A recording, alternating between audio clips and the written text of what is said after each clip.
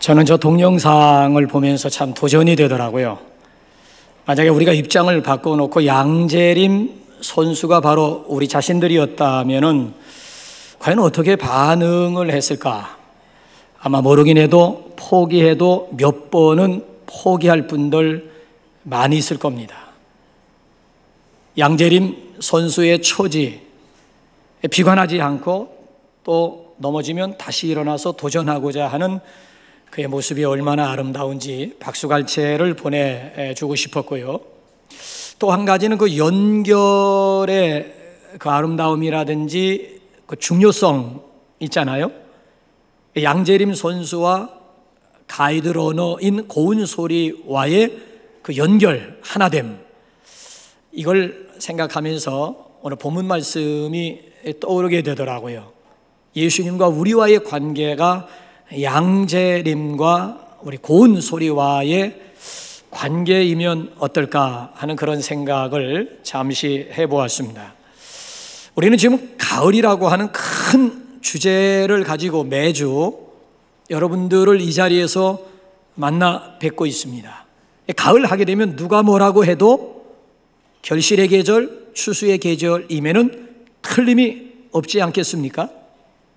어떻게 하면 풍성한 가을, 열매가 있는 가을을 기대할 수가 있을까요? 자, 오늘 여기 본문 말씀을 보게 되면은 분명히 이 사람은 과실을 많이 맺나니 그랬어요. 이 사람이 어떤 사람일까요? 이 사람은 과실을 많이 맺나니 누가 풍성한 열매를 맺을 수가 있을까요? 자, 한 가지 우리가 분명히 알아야 되는 것은 뭔가 하면은 나무에서 열매가 맺힌다고 할 때에는 원줄기에서 열매가 맺히는 법은 없습니다. 반드시 원줄기에서 뻗어나온 가지를 통해서 열매가 맺혀진다라고 하는 얘기지요.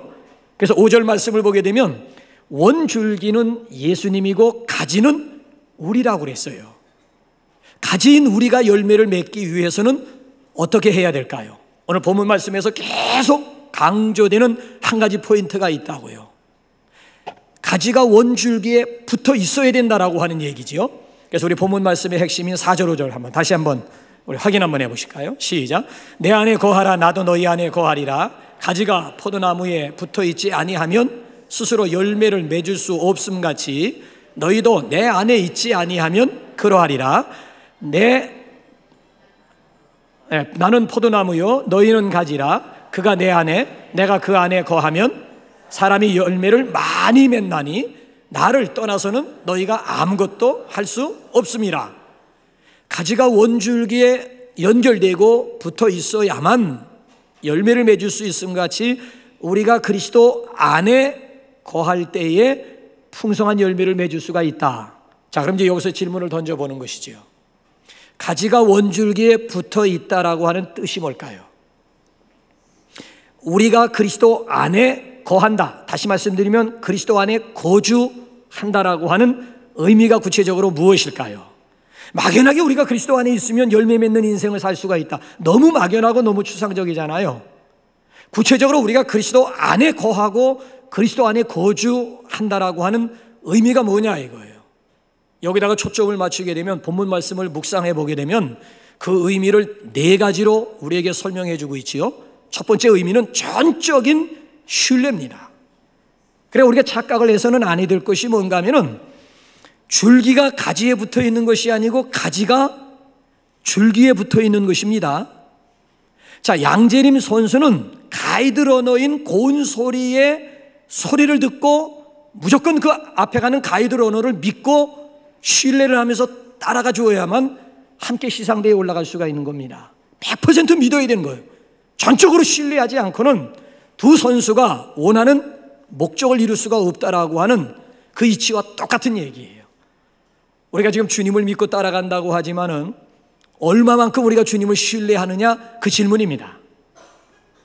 내가 믿음의 대상 되시는 예수님을 어느 정도 의지하고 얼마나 그분을 신뢰하느냐라고 하는 문제예요. 지난번 새벽 시간에도 제가 말씀을 드렸습니다마는 제가 존경하는 목사님이 설교 가운데 그런 말씀을 하시더라고요.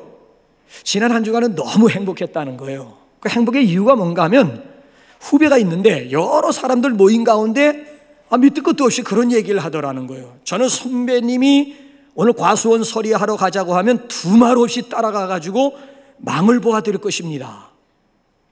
아니, 목사가 남의 집 과수원 서리할 일도 없고요, 그럴 수도 없겠습니다만은 만에 하나 선배님이 이 시간 나로 하여금 서리하러 가자 하게 되면 이유를 묻지 않고 그냥 무조건 선배님 선배님 따라가 가지고 선배님을 위해서 제가 망을 보아드리겠습니다.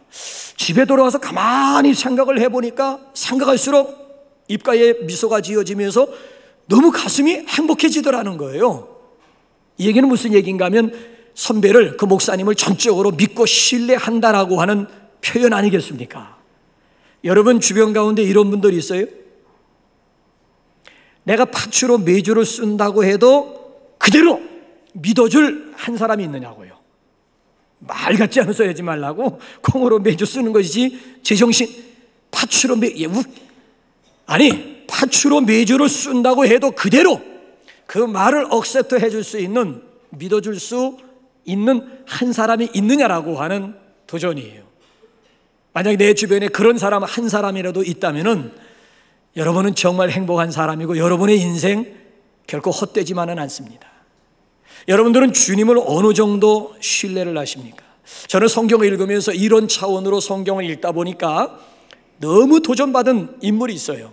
나면서부터 소경된 사람과 집단촌, 문둥병자 10명의 액션입니다.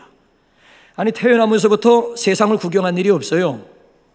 근데 나사렛 깡촌 예수라고 하는 분이 오더니만 침을 탁 하고 뱉더니만 진흙을 꼬깃꼬깃 움찔움찔 해가지고 그래가 양쪽, 소경 양쪽 눈에 톡톡 발라주더니만 여기서 오리길이나 떨어져 있는 실로암 연못에 가서 씻으라는 거예요. 여러분들이 입장을 바꿔놓고 생각하시면 이 말에 순종할 수 있는 그런 분들 몇 분이나 계신가요? 아니, 여러분 기분 나쁜 거 아니에요? 나 지금 앞을 못 본다고 이거 나 우습게 보는 건가? 이게 지금 무슨, 이게 모욕? 아마 노발 대발, 정말 실로암까지 오리길이나 떨어져 있는 실로암까지 가서 실로암 연못에 눈을 씻을 수 있는 사람이 몇 사람이나 될까? 나를 포함해서. 더군다나 그 당시에 문둥병 걸리면은 가족으로부터, 마을로부터 격리된 곳에 가서 수용이 됩니다. 자, 집단 생활을 하게 되는데 예수님이 지나가실 때 10명의 문둥병자가 우리 좀 고쳐달라고, 불쌍히 여겨달라고 소리를 질러요. 이럴 때 예수님은 고쳐줄 생각하지 아니하고 너희 몸을 지금 당장 제사장에게 가서 보이라는 거예요. 아니, 여러분 한번 생각해 보세요. 지금 그 상태 그대로 가다가는 돌에 맞아 죽습니다. 그러니까 집단 생활을 해야 되는데 만약에 그 집단촌을 이탈을 해서 성한 사람 곁으로 다가가게 되면 먼저 발견한 사람이 돌을 들어가지고 그 문둥병 걸린 사람을 쳐 죽여도 전혀 문제가 없는 그런 시대, 그런 상황이라고요. 고쳐준 다음에 의원 되시는 제사장에게 가서 확인, 진단을 받으라고 하면 모를까? 지금 진물은 여전히 흐르고 지금 손과 지금 코가 막 비틀어져 가지고 살이 지금 문드러져 가고 있는 이런 상황에서 지금 제사장에게 달려가라고 한다면은 과연 순종할 수 있는 사람이 몇 사람이나 될까요? 아마 미쳤다고 하거나 아마 야, 소금 가져와라, 재수 없다, 오늘 아주 억수로 그 사람 운 없는 날이다 그래가지고 아마 소금 뿌리려고 할 겁니다. 아니, 그런데도 놀라운 사실은 남에서 소경된 사람이 터벅터벅거리면서 오리길이나 되는 실로암에 가서 씻어 나았다라고 하는 얘기고요. 예수님의 말씀 그대로 순종해서 제사장에게 가다가 중간에서 깨끗하게 어린아이 살처럼 여상하게 되었다라고 하는 그런 얘기예요. 이것은 상대방을 전적으로 신뢰하지 않고는 전혀 이건 순종할 수 없는 그런 일 아니겠습니까? 상대방을 믿고야 그분이 하신 말씀에 대해서 액션이 나오게 되고 순종이 나오는 것 아니겠느냐는 거지요. 아브라함 믿음의 조상이라고요? 그저 아브라함이 믿음의 조상 된 거 아닙니다. 본토 친척 아비 집을 떠나라고 하시는 하나님의 말씀에 대해서 옛설 어디로 갈까요? 동서남북 어디입니까? 적어도 한 번 정도는 질문을 해야 되는 것 아니겠습니까? 그럼에도 그런 질문이 없어요. 옛설. 그래서 히브리서 기자는 히브리서 11장 8절을 보게 되면 아브라함이 갈 바를 알지 못하고 떠났다는 거, 무조건 떠나라고 하니까 옛설하고 그냥 떠났는데 한참 가다 보니까 여기다. 그래서 하나님께서 지정해 주신 장소가 젖과 꿀이 흐르는 가나안이었다라고 하는 얘기예요. 여기서 믿음은 곧 순종이라고 하는 아름다운 정의가 만들어지게 된 것입니다. 여러분들은 주님을 어느 정도 신뢰하십니까? 신뢰 지수를 제가 지금 묻고 있는 거예요. 우리의 순종이라고 하는 것은 부분적이고 내 중심입니다. 내 경험 가운데 있다든지 합리적으로 이해가 된다든지 아니면 가능하게 생각되는 문제라면 얼마든지 우리가 액션을 취할 수도 있고 순종할 수 있지만, 반대인 경우 우리 경험 가운데 없어요.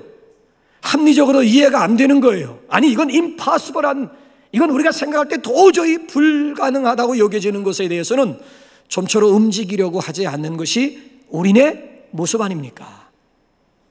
여러분들은 어느 정도 주님을 신뢰하십니까? 아니 얼마나 주님을 의지하십니까? 얼마나 주님의 말씀에 순종하십니까? 주님과의 신뢰 지수를 묻고 있습니다. 바라기에는 우리의 인생, 우리의 삶 전적으로 주님 앞에 맡긴 바 된 우리 주님 의지하면서 살아갈 수 있기를 주님의 이름으로 축원합니다. 그래서 첫 번째, 그리스도 안에 거한다라고 하는 것은 신뢰하는 거예요. 자, 그런가 하면 두 번째로는 소통입니다. 소통. 김창욱 교수가 미국 교포들에게 설문조사를 한 바가 있다고 그래요.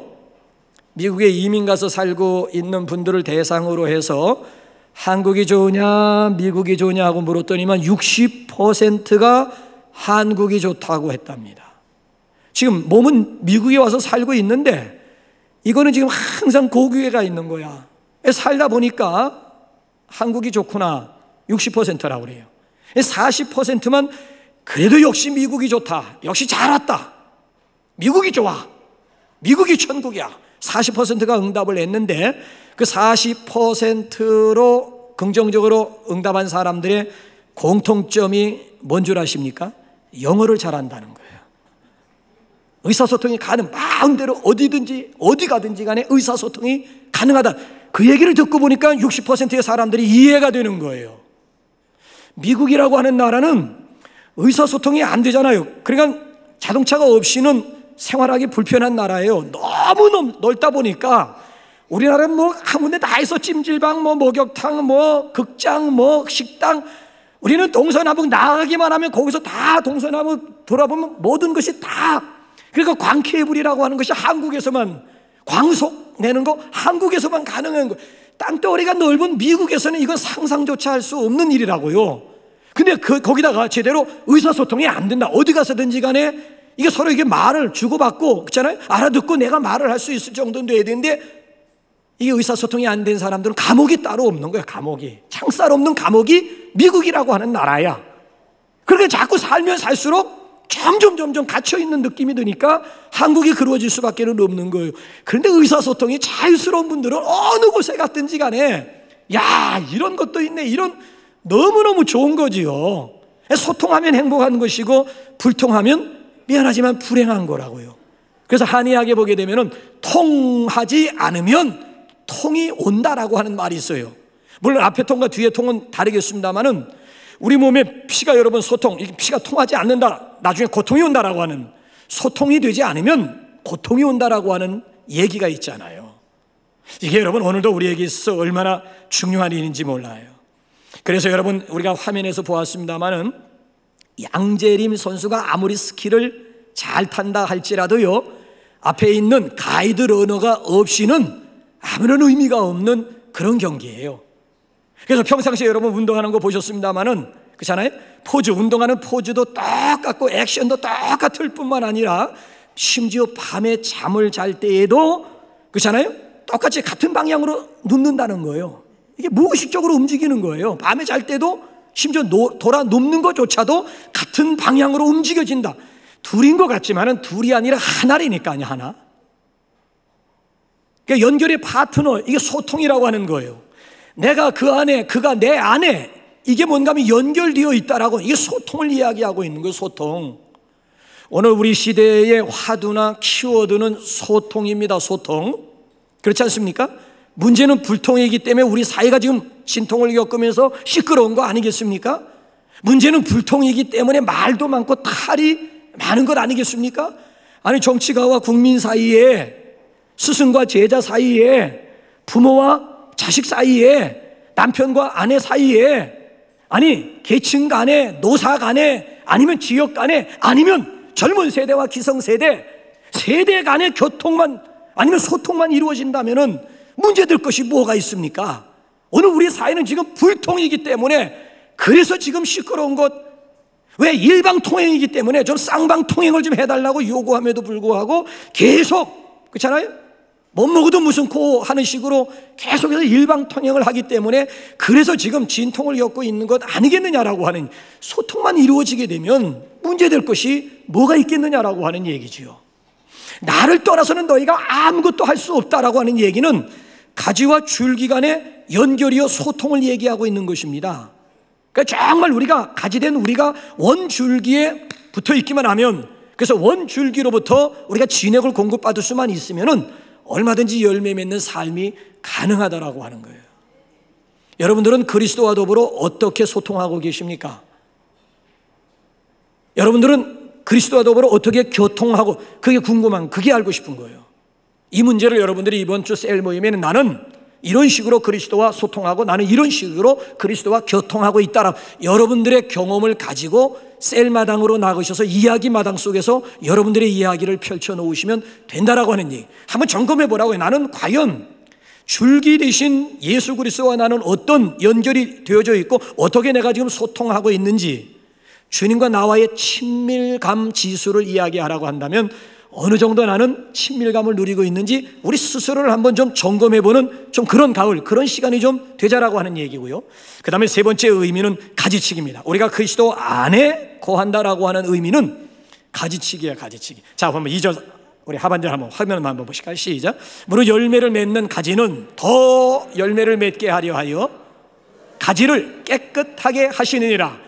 자, 더 열매를 맺도록 하기 위해서는 반드시 가지를 깨끗하게 하는 일이 있어야 된다는 거야.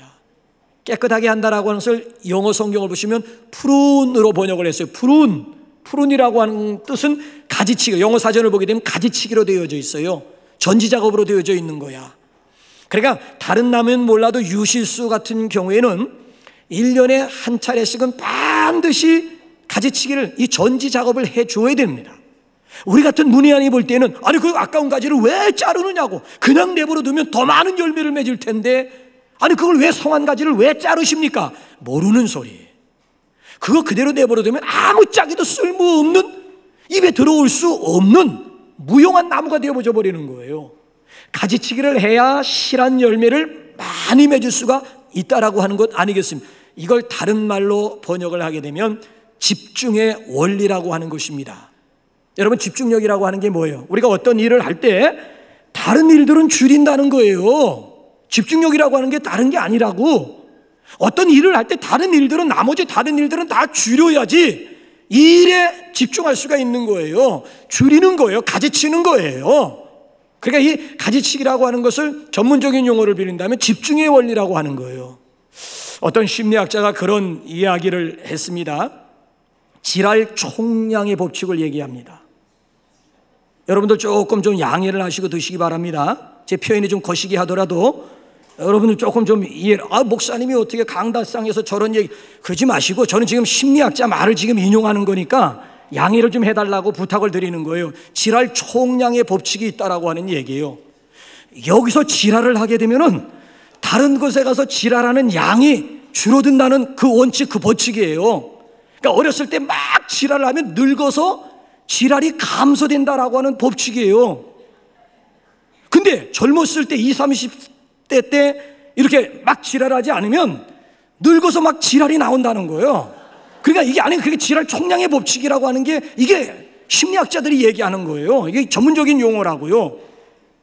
그러니까 어렸을 때 그냥 연세 드신 분들이 막 그거 하시면은 저분은 20, 30세 때 너무 이거 참았구나, 많이 참았으니까 이제 늙어가지고 막 하고 있구나, 그렇게 생각을 하면 되는 거예요. 그러니까 여기서 지랄하는 분들은 저기 가서 지랄 줄어든다, 감소가 된다라고 하는 그런 얘기가 되는 거예요. 그래서 심리학자들이나 정신의학자들은 지랄을 참으면 안 된다는 거야. 지랄을 해야 된다라고 하는 거야. 지랄을 참으면 어떤 현상이 일어나요? 두 가지 중에 하나가 일어난다는, 화합병이 걸린다든지, 그래서 제명대로 살지 못한다는 얘기고요. 또 한 가지는 뭔가 하면 우울증에 걸린다는 거야. 이 우울증에 걸린 사람들의 공통점이 뭔 줄 아세요? 어설프게 착한 사람들이야. 남에게 싫은 소리 절대 못하고, 남에게 당당하게 요구하지 못하고, 제 밖으로 그러니까 제 권리 주장하지도 못하는 거야. 또 관계 유지를 위해 가지고 계속 참아야 되고, 나 하나 참으면 편안한데, 내가 이 역할을 해야 되는데, 나 하나 참으면 되지, 괜히 뭐 불할 일이 필요 있나? 그래가지고 계속 이 감정 노동을 너무 많이 하는 사람들은, 이 감정 노동을 너무 많이 하는 사람일수록 우울증에 빠질 가능성은 7, 80%, 90%가 된다라고 하는 그런 얘기를 하는 거야. 그러니까 우리 속에 있는 이 감정이라고 하는 것은 절제하고 억제한다고 해서 되는 문제가 아니라, 이 감정을 질환로 표현한다면 질환을 해야 된다라고 하는 거야. 근데 여러분 솔직하게 한번 얘기해 보라고요. 어디 가서 지랄할 때가 있어요? 누구에게 지랄한다는 얘기예요? 가족에게 지랄하면 가족이 좋아할까요? 직장에 가서 직장 동료에게 막 지랄을 하면 좋아할까요? 아니, 친한 친구를 만날 때마다 막 지랄을 해댔으면 그 친구가 나를 지랄할 데가 없는 거예요. 이런 차원에서 우리 예수 믿는 사람들은 참 다행스럽고 참 감사하다고 생각되는 것이 뭔가 하면, 우리는 지랄할 때가 있다고요. 하나님 앞에 나와서 얼마든지 지랄할 수가, 이 지랄이라고 하는 것을 제가 좀 고상하게 표현한다면 거룩한 몸부림이라고 표현할 수가 있는 거예요. 그렇잖아요. 세상 사람들은 지랄이라고 얘기하지만 우리 같은 믿는 사람들은 그 지랄을 어떻게 표현할 수가 있는 거예요? 거룩한 몸부림이라고 해요. 몸부림을. 그래서 여러분들이 하나님 앞에 나올 때에는 가면 쓰고 나오시면 안 된다는 거야. 특별히 새벽 시간 같은 경우에는 가면들 다 벗어버리고 원색적으로 있는 모습 그대로 나와서 여러분들의 속에 있는 신호애락을 정직하게 쏟아 놓아야 정신적으로 영적으로 건강할 수가 있다라고 하는 이야기예요. 그냥 기쁘면 기쁜 대로, 슬프면 슬픈 대로, 화나면 화난 대로, 답답하면 답답한 대로, 원통하면 원통한 대로, 억울하면 억울한 모습 그대로 하나님 앞에 나와가지고 정직하게 여러분들의 속에 있는 것을 정직하게 하나님 앞에 쏟아 놓으라는, 그러니까 성경 말씀을 보게 되면 부르짖으라고 하는 말씀이 얼마나 많아요. 부르짖는다라고 하는 것은 크라이 아웃하라고 하는 얘기예요. 속으로 크라이 인 하면서 속으로 중얼 하는 그런 얘기가 아니고요. 아웃이 아웃, 속에 있는 것을 아웃으로 뱉어내라고 하는 거야. 밖으로 뱉어내라고 하는 거야. 크라이 아웃. 그러면 하나님께서 뭐라고 말씀합니다. 너는 내게 부르짖으라, 내가 내게 응답하겠고. 예레미야 33장 3절 아닙니까? 내 입을 넓게 열라, 내가 넓게 열린 입 가운데 내가 채우리라고 하나님께서 약속해 주고 있지 않습니까? 여러분, 오리지널의 뜻이 뭔 줄 알죠? 오리지널. 오리도 지랄하면 날 수 있다는 거야. 오리지널. 아니, 오리 새끼도 지랄만 하면 난다는 거야. 근데 만물의 영장이라고 불리우는, 왜 우리 인간이 하나님 앞에 와서 지랄하지 않느냐 이거야. 아니, 성경을 통해서 내게 와서 부르짖어라, 이거 몸부림치라고 하는 얘기인데, 아니 그렇게 성경을 통해서 부르짖어라, 크라이아웃해라, 내가 네 마음을 안다. 얼마나 답답하냐, 얼마나 힘드냐, 얼마나 억울하냐, 얼마나 원통하냐. 내게로 나오라. 다른 사람들에게 가서 지랄하면 다 너를 멀리하게 될 것이다. 나한테 나와서 부르짖기만 하면, 몸부림치기만 하면 내가 듣고 내가 그 문제 해결해 주시겠다고. 아니, 이렇게 약속을 했는데 여러분, 왜 하나님 앞에 나와서 지랄하시지 않고, 왜 화병 걸려가지고 살고, 왜 우울하게, 예수 믿는 사람들이 왜 우울하게 하루하루를 시간 소비하면서 아까운 시간 낭비하고 살아가느냐라고 하는 이런 답답함이지요. 여러분, 지랄하고 몸부림치는데 응답의 비결이 있는 줄로 믿습니다. 그래서 여기 보면 정해진 총량의 법칙이 분명히 있다라고 하는 이야기예요. 총량의, 사람은 반드시 지랄을 해야만 살 수 있어요. 왜? 그렇잖아요. 감정의 존재이기 때문에 반드시 우리 속에 있는 것은 반드시 지랄이라고 하는 방법을 통해서 표출을 해야만 정신적으로나 육체적으로나 건강하게 살 수 있다라고 하는 이야기예요. 이 지랄이, 여러분, 이 지랄만 총량의 법칙이 있는 게 아니고요, 나무에서도 보게 되면은 열매에서도 총량의 법칙이 있다라고 하는 거예요. 그러니까 불필요한 가지들, 그러니까 뿌리로부터 올라오는 진액이 가지가지마다 다 나가게 되는데, 쓰잘데없는 가지들은 하나씩 이렇게 정리를 해 주어야, 정말 열매 맺을 가지에게 힘을 몰아 주어야 실한 열매 상품을 만들어낼 수가 있어요. 가지치기가 반드시 왜? 한정되어 있다라고 하는 거야. 올라오는 건 한정되어 있기 때문에, 총량이 있기 때문에. 그래서 잘라줄 것을 잘라줘야지 나머지 가지들에게 영양분을 심어줘야지만 그 가지를 통해 가지고 아름다운 상품을 만들어낼 수가 있다는 거예요. 물론 가지치기 할 때 여러분 얼마나 아프겠어요. 가지가 말을 할 수 있다면 가지 자를 때 웃으면서 가지 자르는데 웃으면서 가지 잘릴 가지가 있을까요? 아니에요. 말을 할 수만 있다면 막 비명. 그럼에도 불구하고 가지치기를 해요. 아프지만 가지치기를 해줘야 아픈 만큼 열매를 맺을 수가 있고, 아픈 만큼 그렇잖아요, 실한 상품을 만들어낼 수가 있다라고 하는 거예요. 아픈 만큼이에요. 아니, 우리가 어른이 되는데 거저 어른 된 거 아니잖아요. 성장통이라고 하는 거 다 여러분 겪었잖아요. 어렸을 때 성장통을 겪으면서 어느 순간 어른이 되는 것이지, 성장통 없이 어른 되는 분들이 세상에 어디에 있겠느냐는 얘기죠. 그러니까 우리가 그리스도 안에 있다라고 하는 것은 그리스도 밖에 있는 가지들을 치는 거예요. 예수를 믿는다고 하지만 아직까지도 그리스도 밖에 있었던 습관이라든지 좋지 못한 행위라든지 좋지 못한, 그렇잖아요, 그 무엇이 있다. 그리스도 안에 있으면 온전히 그리스도 안에 집중, 그리스도에게 집중을 해야 되는데, 그리스도에게 집중하지 못하도록 우리의 힘을, 우리의 관심을, 그렇잖아요, 이걸 빼앗아가는 그리스도 밖에 있는 가지들이 있다는 거예요. 그게 나쁜 습관일 수도 있고, 그게 나쁜 버릇이 될 수도 있는 거고. 그러니까 내가 지금 가지치기가 필요한 요소가 무엇인가, 이거 여러분들 한번 생각해 보세요. 내가 그리스도에게 집중하지 못하도록 나의 시선을 빼앗아가는 그런 요소, 이거 우리가 하나씩 하나씩 가지치기가 필요하다라고 하는 얘기죠. 여러분들 한번 이번 주간에는 내 삶 가운데서 그리스도에게 가까이 더 가까이 다가가는데 지장이 되는 그런 요소가 무언가, 여러분 반드시 아픔이 있지만은 필요한 과정이라고 하는 이야기지요. 저는 조금 전에 이렇게 동영상을 보면서 참 안타까운 것이요, 양재림 선수, 꿈에 가까울수록 빛은 멀어집니다. 그 말이 참 너무, 꿈에 가까이 갈수록 빛이 멀어진대. 꿈에 한 발자국 한 발자국 다가갈수록 시력은 한쪽 눈마저 10분의 1밖에 볼 수 없는 그 한쪽 눈마저 시력을 잃어버린다라고 하는 이야기예요. 참 아이러니하면서도 안타까운 일이잖아요. 꿈에 가까이 가면 가까이 갈수록 빛으로부터 멀어진다, 아니면 시력으로부터 멀어지게 된다. 그러니까 여러분, 이거는 시력이냐 꿈이냐의 문제라고요.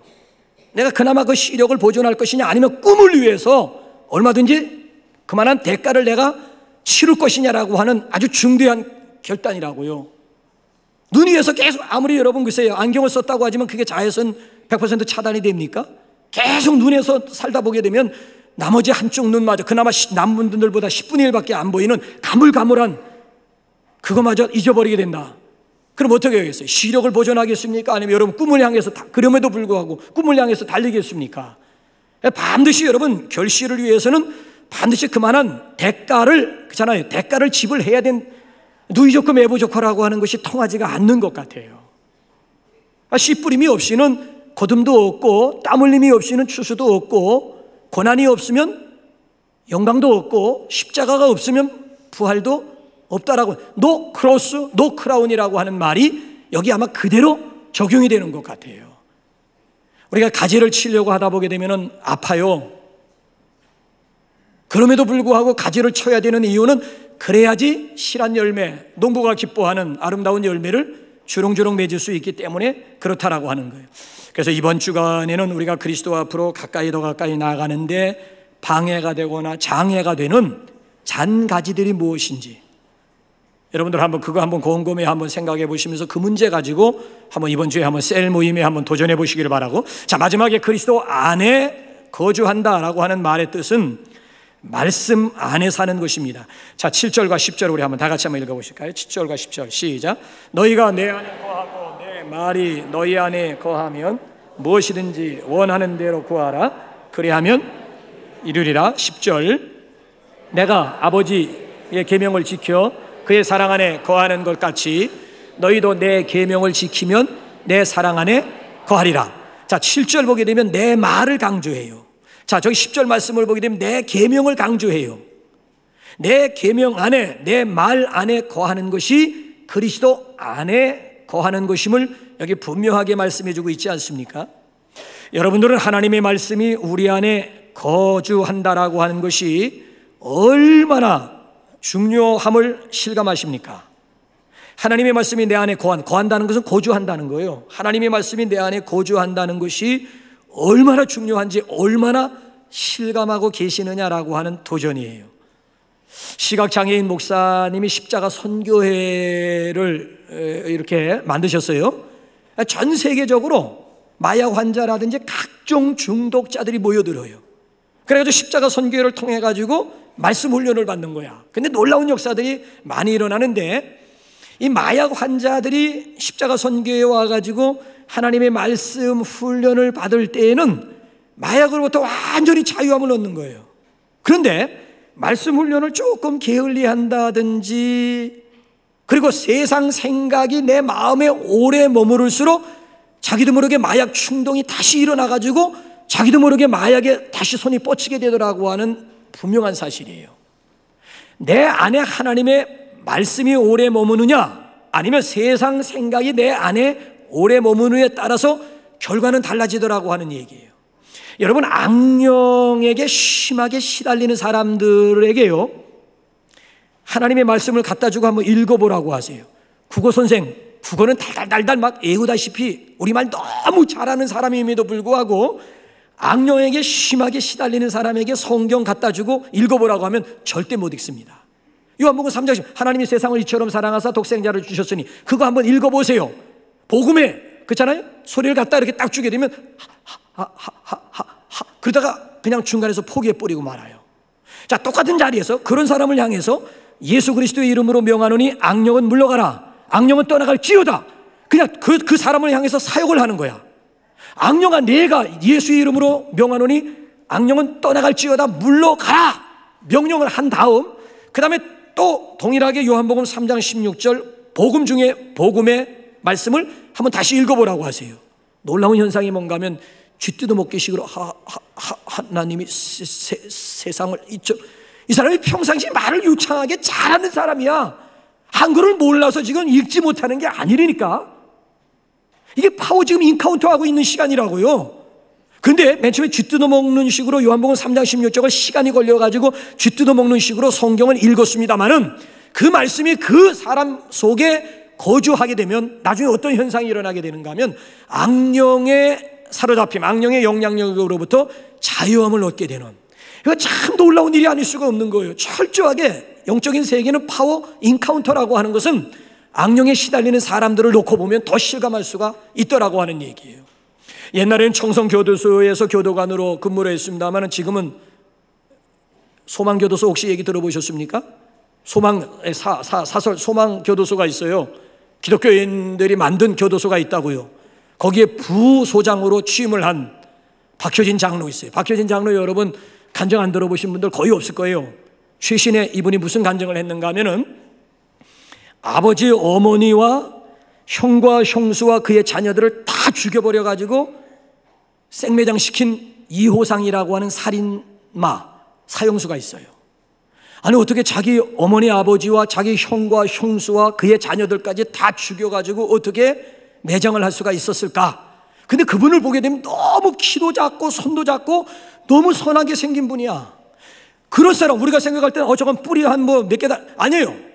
아주 키도 작고 손도 너무 작아. 그리고 생김새도 너무 순하게 생긴 사람이야.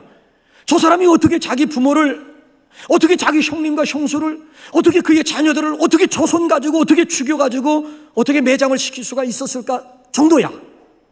근데 이분의 이야기가 뭔가 하면은 인간과 짐승이 함께 섞여 있는 악령 때문이었다는 거예요. 이 사형수가 예수를 믿게 되고 매일같이 성경을 읽기 시작을 합니다. 하나님의 말씀이 그의 마음을 지배하니까 어떤 현상이 일어나게 되었는가 하면은, 같은 죄수 입장에서 죄수들을 대상으로 해서 감옥에서 이렇게 전도를 했는데 750명을 결신을 시킨 거야. 750명. 이호상이라고 하는 사형수가 750명에게 복음을 전해가지고 결신. 이거 여러분 믿어지십니까? 이게 놀라운 얘기잖아요.